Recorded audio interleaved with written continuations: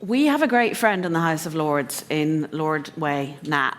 He has been so supportive of Open UK, I can't tell you, and he has really helped us in our interaction with government and enabling us to host events in the House of Lords where we've been able to speak to politicians, to start to work with them in a collaborative process of education around open source.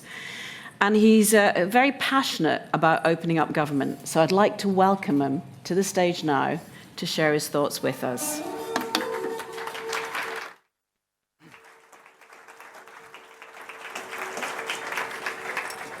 Thanks very much. It's great to be here. I want to declare something today that may seem counterintuitive, that we're witnessing the final days of closed government. This might sound paradoxical, especially when a significant near majority of young people in this country express a preference for dictatorship, and in light of our discussions this morning. The reason I would argue the youth desire autocracy itself is because of the current system.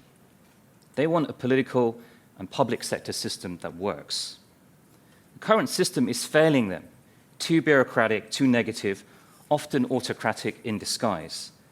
The solution, in my view, isn't tighter control, but greater openness. In an era of uncertainty, risk, and volatility, more transparency, more participation, and more shared responsibility are the only paths forward.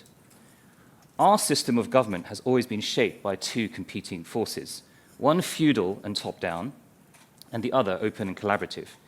The latter tradition, seen in common law, the role of peers, which we members of the House of Lords are called, and committees, has often been more effective.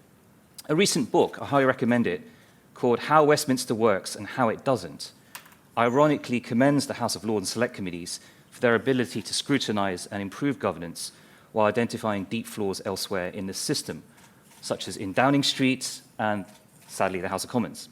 If you want a government that serves people rather than power structures, we, the politicians, need to embrace this more open and adaptive approach. As a technologist, investor, and legislator, I've often asked myself, what if we treated our own governance like a system, which actually the book kind of does, mapped it, identified its failure points, and rebuilt it in a way that works?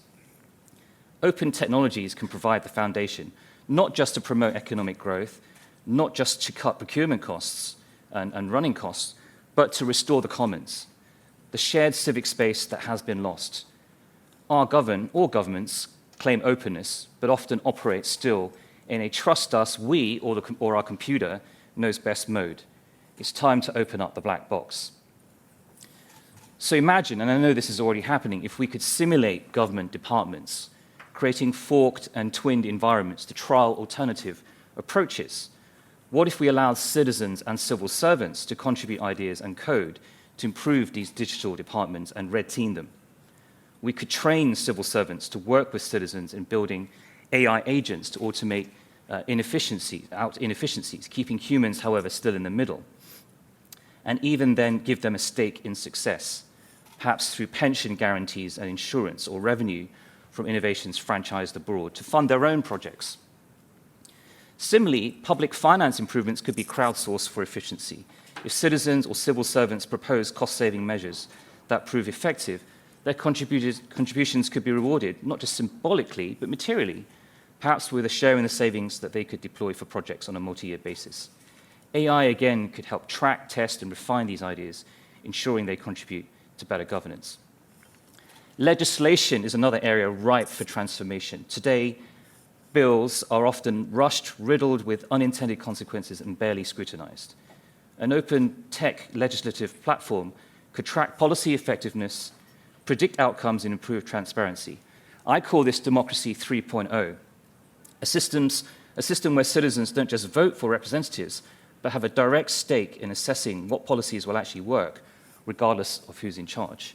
I think poly markets in the US, where people have been betting crypto, is a small possible example of the power of engaging the world in predicting political outcomes. This isn't just theory. It's a way to fix bugs in democracy and ensure better governance. Already, a small group of enthusiasts and I have been working towards this by using AI to summarize in real time debates in the UK Parliament so that legislators and citizens can see entire maps of what legislators are voting on, which is a prelude to being able to start to predict which policies and amendments will deliver on their promises and which won't. It's like we need wiki law or Git law.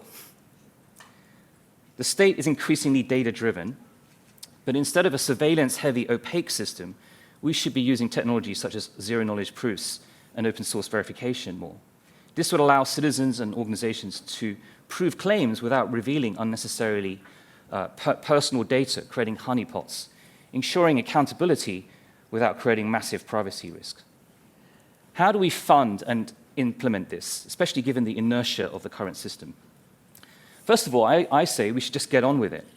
Given it's so expensive to work here, given with high tax rates, it might be increasingly in Western countries more advantageous to redesign a lower cost and higher productivity society in our spare time.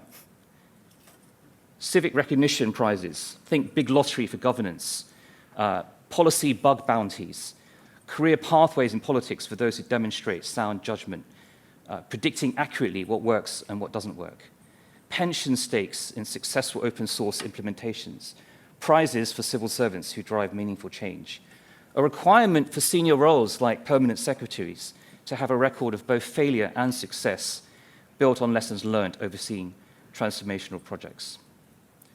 There's so much more I could say, but time doesn't allow me to cover all the ground. I think we have a panel later on today. We'll be talking more about all of this.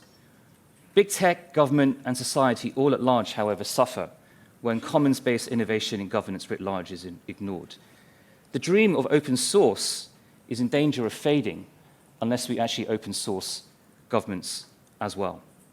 I said at the start of my talk that the end of closed government is nigh.